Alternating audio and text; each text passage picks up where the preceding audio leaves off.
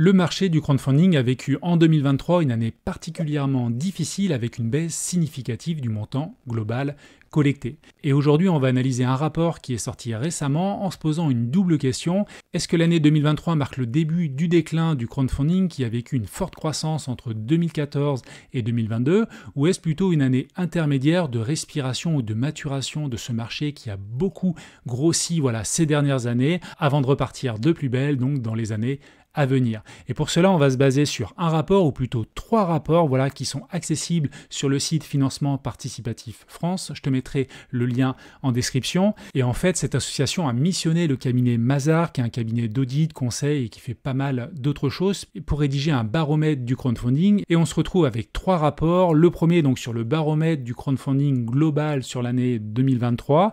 Et le deuxième et le troisième qui vont être focus sur des marchés particuliers, notamment l'immobilier d'une part, et d'autre part, les énergies renouvelables. Donc on va analyser ces rapports et on commence de suite avec le panorama des plateformes de crowdfunding qui sont membres de l'association Financement Participatif France, appelée régulièrement FPF. Et donc on retrouve 3 catégories. La première catégorie concerne les dons pré-vente. Personnellement, moi je connais très peu les plateformes ici, mis à part deux noms, Mimosa et Collecticity. Après on a les plateformes autour des dettes, donc que ce soit des prêts ou des obligations. Et enfin les plateformes plus sur la partie investissement en capital, royalties, equity. Donc là, il y a différentes catégories. On a déjà les plateformes généralistes, après on a des plateformes thématiques et enfin des plateformes liées à la géographie, à certaines zones où les plateformes vont chercher donc de bons projets. Donc concernant la partie dette, on retrouve des plateformes classiques, Bien Prêté, Fimple, les entrepreneurs, PrêtUp. Après, on a des plateformes sur certains secteurs particuliers, sur certaines thématiques, notamment l'agriculture, le vin, avec Mimosa, Wine Funding. Les collectivités, également des plateformes autour du développement durable et des ENR, où on retrouve notamment Landopolis, Landosphère. On n'a pas Enerfip parce qu'aujourd'hui, Enerfip n'est pas adhérent à l'association. Concernant l'immobilier, on retrouve des plateformes classiques, Anaxago, Citesia, Baltis, Club Funding. Par contre, tu remarqueras qu'il n'y a pas la première brique et non plus Razer, donc ils ne sont probablement pas adhérents à l'association. Là, on a aussi des plateformes sur la solidarité et l'éducation, et puis également, comme Monego, une plateforme très localisée sur la région Auvergne-Rhône-Alpes. Et enfin, on a des plateformes liées à l'investissement, comme Anaxago. Alors moi, j'ai déjà investi dans des projets en equity sur Anaxago. Il y a Fimple, et concernant l'immobilier, donc Baltis, Anaxago, Proxima, Walliance. Alors Walliance, c'est la société qui a racheté en fait l'IMO. Donc voilà pour cette petite description, et on va passer tout de suite au baromètre du crowdfunding en France en 2023, donc document rédigé par Mazars à la demande de Financement Participatif France, donc l'association. Et il y a pas mal de choses intéressantes, et le premier point que l'on voit, c'est la baisse non négligeable des collectes en 2023, donc 2,89 milliards par rapport aux 2,3 milliards globalement de l'année 2022. Donc tu vois qu'il y a eu une forte croissance du marché du crowdfunding depuis 2015 jusqu'en 2022, mais là, cette année 2023 marque vraiment un coup de frein. Moins 11% de collecte, c'est non négligeable, et là, il est indiqué que c'est moins 11%. On peut le justifier avec un contexte de turbulence macroéconomique et géopolitique, et surtout de crise de l'immobilier, principale classe d'actifs du crowdfunding qui pèse énormément sur la photographie globale. Et il y a un autre point intéressant, c'est qu'on voit qu'il y a une hausse du don, une hausse de l'investissement. Donc je reviens sur ma petite cartographie ici, donc les dons et l'investissement, avec une baisse du prêt à cause de l'immobilier, mais tout cela a été contrebalancé partiellement par une croissance dans les énergies renouvelables. Donc on voit qu'il y a eu plus de 9 milliards d'euros financés depuis 2015, donc c'est vraiment conséquent. Et quand on regarde un peu plus dans le détail en fonction de la typologie des fonds collectés toujours en millions d'euros, on voit que côté dons, on est à peu près à 150 millions quand on cumule les deux parties pour l'année 2023. Donc effectivement, c'est une hausse par rapport à l'année 2022, mais une baisse par rapport à l'année 2021 et l'année 2020. Donc ce qui est en bleu foncé, c'est les dons avec récompense, et en bleu clair, les dons sans récompense. Donc moi, personnellement, je ne connais pas trop ce secteur-là. Par contre, ce que je connais un petit peu plus, c'est les prêts. Et effectivement, les prêts, ça représente la grosse grosse partie du marché du crowdfunding en 2023. Alors la partie marron, ça concerne toutes les obligations, donc 1,368 milliard, donc c'est vraiment énorme de collecter en 2023.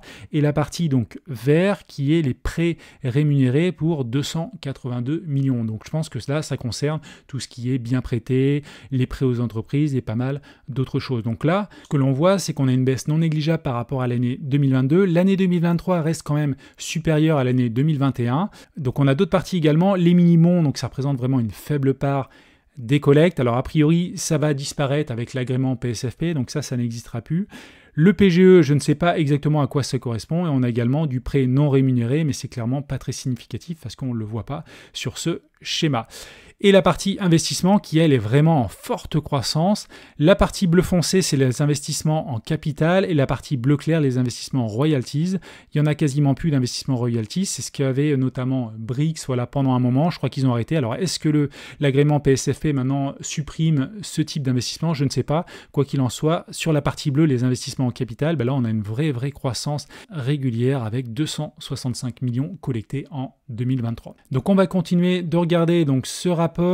Les canaux de collecte, là aussi, c'est très intéressant. On voit que 63% des collectes proviennent des collectes directes sur les plateformes. Entre guillemets, c'est toi et moi en tant qu'investisseurs. La deuxième poche qui représente 20%, c'est tout ce qui concerne les CGP, les conseillers en gestion patrimoine. Alors je sais personnellement qu'il y a certaines plateformes qui passent principalement que par les CGP, notamment Finpel, et puis il y a pas mal de plateformes qui utilisent, pour certaines parties des collectes, certains CGP, ils activent leur réseau, ce qui permet déjà de combler une partie de la collecte. Après, on se retrouve avec 8% et 7%, donc là ça concerne des fonds d'investissement et également le réseau bancaire. Alors moi je ne savais pas trop personnellement que les réseaux bancaires finançaient du crowdfunding, mais c'est intéressant à noter. Et pour 1%, on a tout ce qui touche les family office. Donc on va continuer. Alors, les projets financés en 2023, donc là, c'est des ratios en fonction du nombre de projets. Et on voit que ce sont les projets en lien avec les particuliers qui sont les plus conséquents. Avec 94 000 projets financés pour des particuliers, on voit que l'immobilier est tout petit avec seulement 1237 projets. Alors bien entendu, le montant des collectes sur ces projets-là est bien plus important que par rapport aux projets pour les particuliers. En intermédiaire, on voit des acteurs de l'économie sociale et solidaire avec 47 000 projets. Tout ce qui est collectivité, très peu de projets, 38 projets. Start-up, 3623 projets. Les TPE, PME, ETI, là quasiment 10 000 projets, donc c'est pas mal. Tout ce qui est énergie renouvelable, 351 projets, donc c'est pas mal, ça représente un quart par rapport aux projets de l'immobilier, et tout ce qui est haut, donc 1000 projets. Ces chiffres résultent pour une bonne part de projets en dons particuliers et acteurs de l'économie sociale et solidaire. Donc c'est ce qu'on voit ici, c'est ces deux parties-là. Donc c'est important de regarder ces éléments-là. Et si on regarde un peu plus, donc le nombre de projets présentés en moyenne par plateforme et la durée moyenne de collecte. Alors si je regarde principalement l'immobilier, tu sais que c'est quelque chose que j'affectionne, le type d'investissement que je réalise et que je partage donc sur ma chaîne YouTube. Donc on a 2 projets proposés par semaine. La durée de la collecte est en moyenne de 3 jours. Donc c'est très faible, clairement. Sur la première brique, on est à moins d'une journée. Je pense que sur Clubfunding également. Alors sur d'autres plateformes, bien sûr, ça va se décaler dans le temps. On va être sur 2-3 semaines, des fois un mois. C'est normal, sur des petites plateformes qui ont très peu d'investisseurs, une base pas très importante en termes d'investisseurs, ça mettra un petit peu plus de temps. Côté infrastructure énergie durable, là on voit que la durée moyenne des collectes est très très longue, 40 jours. Donc attention là-dessus, parce que ça veut dire que pendant ces 40 jours, ton argent génère pas d'intérêt, donc c'est un petit peu dommage. 57 jours pour les startups, 2 jours pour les PME, donc ça c'est très rapide, et c'est effectivement mon ressenti quand je vais par exemple sur Bien Prêté, les projets se collectent très rapidement, et tout ce qui est associatif, 33 jours, c'est assez conséquent. On va continuer encore. Là, je voulais te parler de cet indicateur-là. Quelle est la répartition exprimée en pourcentage de vos investisseurs avertis par rapport aux non avertis au sens de la réglementation européenne? Donc, en fait, il y a 27% d'investisseurs avertis. Clairement, j'aurais pensé, je sais que je suis investisseur averti, suite au questionnaire et j'ai répondu, on m'a mis dans cette case-là. Et j'aurais pensé vraiment que cette poche aurait été plus importante. Il y a a priori 72%, donc c'est énorme, d'investisseurs non avertis. Donc ça, c'est vraiment quelque chose d'intéressant à regarder. Alors je continue, le financement participatif en dons, ça m'intéresse pas particulièrement, donc on va descendre, on va regarder plutôt ce qui touche l'immobilier et le NR. Alors concernant le volume collecté, écoute, il y a 3 parties, les prêts rémunérés, les mini-bons et les obligations, donc bien sûr, c'est les investissements en obligations qui sont les plus importants. Après, on a les prêts rémunérés, nombre de souscriptions, bon, on ne va pas trop s'attarder là-dessus. Le montant moyen de la collecte, ça c'est intéressant, 979 000 €, donc concernant les obligations, c'est là où on retrouve principalement l'immobilier. L'âge moyen du financeur, ça c'est intéressant, prêt rémunéré 46 ans, minimum 51 ans, obligations 46 ans, le taux de rendement 8% sur les obligations, 8,87, sachant que bien sûr sur l'immobilier on devrait être à un taux plus important, un peu moins sur les prêts rémunérés, les mini-bons c'est intermédiaire, et enfin on voit que la durée moyenne des prêts est de 34 mois sur les prêts rémunérés et 27 mois sur les obligations. Alors on va descendre, là il y a une petite synthèse, donc les chiffres du prêt sont à la baisse, la locomotive donc, de l'immobilier a nettement moins bien fonctionné cette année, les TPE-PME enregistrent également un repli, mais dans le même temps l'ENR a progressé. À noter que les mini-bons ont disparu en novembre 2023 avec l'entrée en application du règlement européen. Cette année, les taux de succès n'avoisinent plus tout à fait les 100%. Une fois mis en ligne, certains projets ne bouclent pas leur collecte 1 sur 10, donc c'est pas anodin quand même. On l'a vu sur Credibi avec un projet qui n'a pas été à son terme, donc clairement ça arrive. Et on va descendre, donc financement participatif en prêt, focus sur les risques. Donc là on voit concernant les TPE, PME, bon, qu'on a un taux de retard de plus de 6 mois de 6 à 8%, mais surtout ce qui m'intéresse, moi, c'est ce qui concerne les opérateurs immobiliers. On a un taux de retard de plus de 6 mois, entre 20 et 25%, donc c'est vraiment conséquent. On a des procédures collectives sur 2 à 4% des projets, et des pertes définitives à moins de 2%. Il y a certaines plateformes qui en ont, comme WeSeed notamment. Et concernant les énergies renouvelables, donc c'est peut-être un peu plus récent, des retards de plus de 6 mois, ils sont plus faibles, entre 2 et 4%. On n'a pas ou quasiment pas de procédures collectives et quasiment pas également de pertes définitives.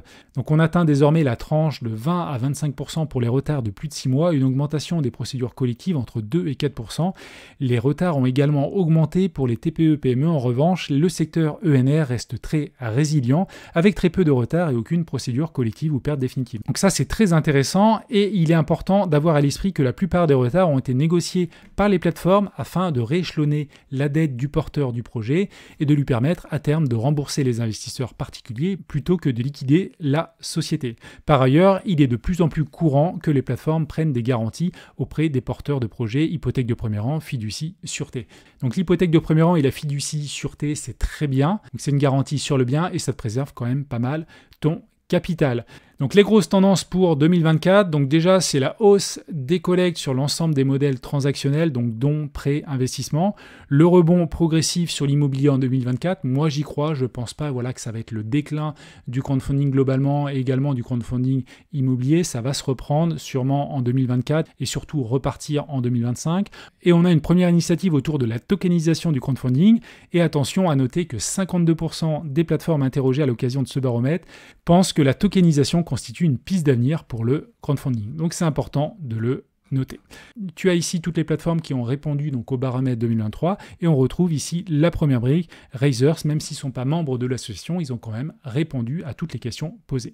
Alors tu as également un deuxième rapport, je vais le balayer rapidement, qui concerne uniquement donc l'immobilier.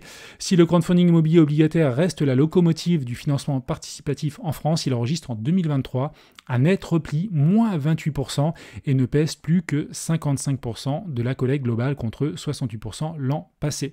Il revient au niveau de collecte qu'il a connu en 2023. Et ça, c'est tout à fait normal avec la crise que l'on a eue. Bien sûr, la hausse des taux d'un côté, la hausse des prix des matériaux, ça a eu un fort impact sur les prix de sortie et de nombreux projets sont en difficulté, ce qui a amené en fait les plateformes à revoir leurs critères de sélection et donc à ralentir le montant des collectes en 2023.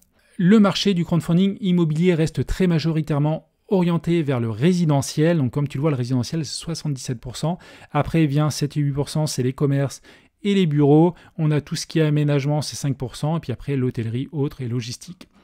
Est-ce qu'on a d'autres chiffres que je peux te partager? Oui, la typologie des projets, 61% c'est des projets de marchands de biens, 29% de la promotion immobilière, et puis après on a le reste, immobilier fractionné, aménageurs fonciers et autres. Et je ne vais pas trop m'attarder sur le reste. Et concernant l'ENR, et on terminera là-dessus, Le crowdfunding des énergies renouvelables progresse de 11% en volume, tandis que le crowdfunding dans son ensemble enregistre une variation négative de moins 11%. Le nombre de projets évolue, lui, de 15%. Le crowdfunding dédié aux énergies renouvelables pèse désormais 17%, quasiment 18% de la collecte globale contre 14% l'an dernier. Donc il y a une véritable croissance et je trouve ça intéressant pour l'avenir, voilà, qu'il y ait une diversification entre les sous-marchés du crowdfunding globalement. Donc ventilation de la collecte partie d'énergie, donc le solaire représente 68%, puis vient l'éolien, le biogaz, l'hydroélectricité et l'autre. On a une répartition quasiment similaire quand on regarde en nombre de projets. Et on arrive à la fin donc du rapport. Donc voilà ce que je pouvais dire sur ces rapports. Je t'invite à aller les télécharger. Donc je te mettrai le lien vers l'association FPF, donc Financement Participatif France, et également le lien vers le cabinet Mazars. Donc n'hésite pas à les télécharger, à analyser tout cela parce que c'est vraiment très intéressant. J'ai pas pu tout expliquer dans cette vidéo. Alors juste pour savoir qui est encore là, n'hésitez pas à me mettre un petit commentaire avec les lettres FPF pour Financement Participatif France. Ça me permettra vraiment de savoir qui regarde mes vidéos jusqu'au bout. Et si vous voulez qu'on continue un petit peu la discussion autour de cette vidéo, n'hésitez pas à me rejoindre sur mon canal Telegram et mon groupe Facebook. Et si vous voulez investir dans le crowdfunding immobilier, je vous invite à cliquer sur cette vidéo. C'est un guide complet et gratuit de 50 minutes où j'explique comment j'ai investi plus de 250 000 € en crowdfunding immobilier. Je te donne tous les avantages et les inconvénients de ce type d'investissement, les erreurs que j'ai faites et comment les éviter, et également toutes mes réussites. Et donc je te dis à tout de suite de l'autre côté si tu cliques.